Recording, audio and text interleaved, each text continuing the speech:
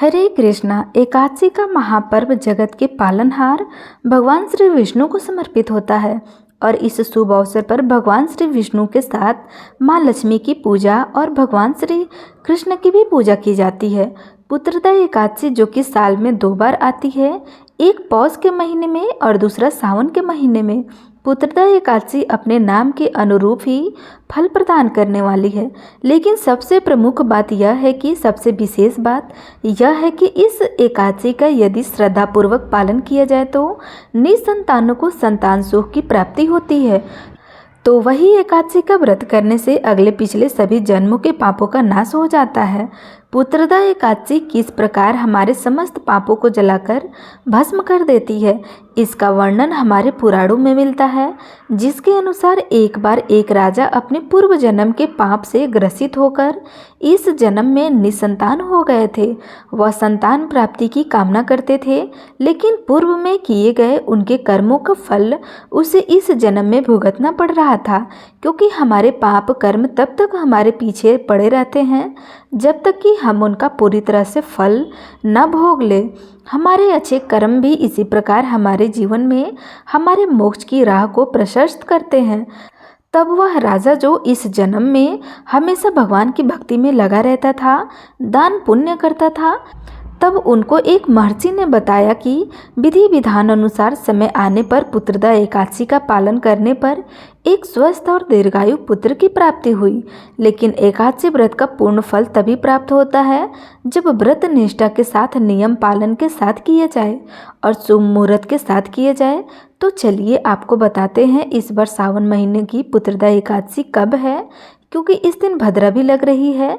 तो एकादशी व्रत वाले दिन भद्रा काल कब से कब तक रहेगा, भद्रा का वास कहाँ रहेगा, क्या आप अपनी दैनिक पूजा या एकादशी की पूजा कर सकते हैं, दशमी तिथि के नियमों का पालन आपको कब करना होगा, हरिवासर का समय कब समाप्त होगा। अधिकतर लोग प्रश्न करते हैं कि हरिवासर क्या होता है। तो देखिए, द्वादशी तिथि में जिस दिन व्रत खोला जाता है उस दिन द्वादशी तिथि लगते ही 1/4 पहर होता है, यानी शुरुआत के 5 से 6 घंटे का जो समय होता है वह हरिवासर का समय होता है। इस समय एकादशी के नियमों के अनुसार व्रत खोलने से बचना चाहिए। इस समय खोला गया व्रत हमेशा अधूरा रहता है और भगवान विष्णु भी ऐसे व्रत को स्वीकार नहीं करते हैं जो हरिवासर के समय खोला जाए।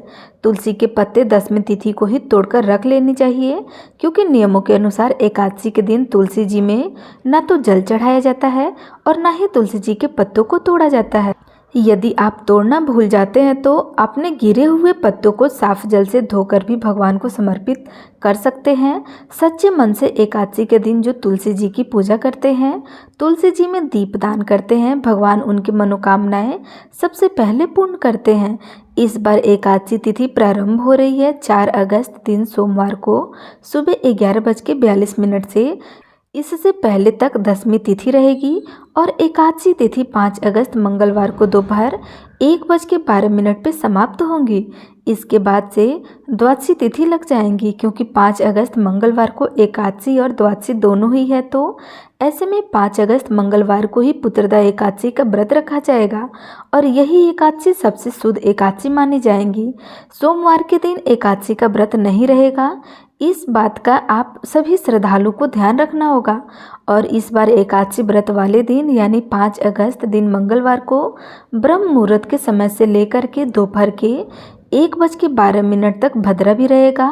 लेकिन इस बार भद्रा का वास स्वर्गलोक में रहेगा और मान्यता के अनुसार जब भद्रा स्वर्गलोक में रहती है तो वह धरती लोक पर अशुभ नहीं मानी जाती है।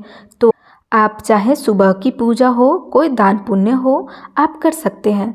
मंगलवार के दिन ब्रह्म मुहूर्त सुबह 4:27 से 5:15 तक रहेगा। सूर्योदय सुबह 6:03 पर होगा और सूर्यास्त होगा शाम के समय 7:02 पर। प्रातःकाल का पूजा मुहूर्त रहेगा सुबह 4:41 से 5:45 तक। शाम की पूजा आप कर सकते हैं शाम के समय 7:09 से लेकर के 8:13 के बीच में। इस दिन इंद्र योग भी बन रहा है, लेकिन इंद्र योग सुबह 7:25 तक रहेगा। इसके अलावा सुबह 11:23 तक ज्येष्ठ नक्षत्र रहेगा। इसके बाद में मूल नक्षत्र प्रारंभ हो जाएगा। अब वीडियो में आगे बढ़ने से पहले थोड़ी सी जानकारी आपको इंद्र योग के बारे में भी दे देते हैं। इंद्र योग बहुत ही शुभ योग माना जाता है, जो कि अगर कुंडली में बन रहा हो तो व्यक्ति को धन, मान सम्मान और प्रसिद्धि भी दिला सकता है। यदि आप कोई विशेष उपाय करना चाहते हैं, यदि आपका कोई रुका हुआ काम हो, यदि आप अपने करियर में तरक्की चाहते हैं, तो इंद्र योग में आप सच्चे मन से भगवान विष्णु की पूजा कर सकते हैं, या आपने जो भी इष्ट आराध्य देवी देवता हैं उनकी पूजा करके आप सच्चे मन से उनके कामना कर सकते हैं। हो सकता है आपकी मनोकामनाएं पूर्ण हो जाए, क्योंकि हमारे जीवन में कुंडली में ग्रह नक्षत्र का बहुत बड़ा योगदान रहता है। हमारे जीवन में जो भी उतार चढ़ाव आते हैं उनके पीछे यह ग्रह नक्षत्र अवश्य होता है। अब बात करते हैं द्वादशी तिथि की। तो 5 अगस्त मंगलवार को दोपहर 1:13 से द्वादशी तिथि प्रारंभ हो जाएंगी और इसी के साथ प्रारंभ हो जाएगा हरिवासर का समय। द्वादशी तिथि समाप्त होने का समय 6 अगस्त दिन बुधवार को दोपहर 2:08 पर होगा और द्वादशी तिथि को ब्रह्म मुहूर्त सुबह 4:27 से लेकर के 5:15 तक रहेगा। सूर्योदय सुबह 6:03 पर और सूर्यास्त होगा शाम के समय 7:01 पर। प्रातःकाल पूजा आप कर सकते हैं सुबह 4:42 से 5:45 के बीच में। हालांकि इसके बाद भी आप प्रातःकाल की पूजा कर सकते हैं, लेकिन जो सबसे शुभ मुहूर्त माना जाता है वो यही पूजा का शुभ मुहूर्त होता है। और शाम की पूजा आप कर सकते हैं शाम के समय 7:08 से लेकर के रात के 8:12 तक। गोधूली मुहूर्त रहेगा शाम के समय 7:08 से 7:30 तक। राहु काल दोपहर 12 बजे से लेकर के 1:30 तक रहेगा और इस दिन अमृत काल सुबह 6:14 से लेकर के 7:57 तक रहेगा।